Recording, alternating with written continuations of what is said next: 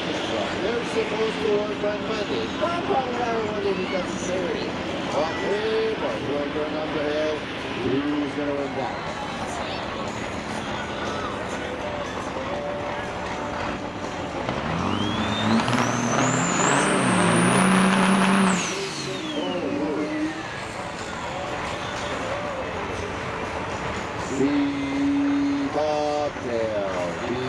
Bobtail, Mr.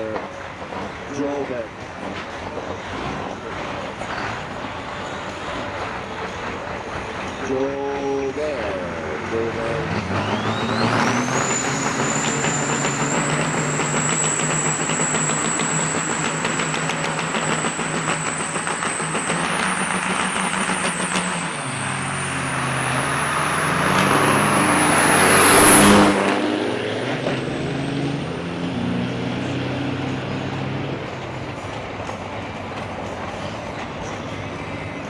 Cole Tompkins won that one. Cole Tompkins. Wow.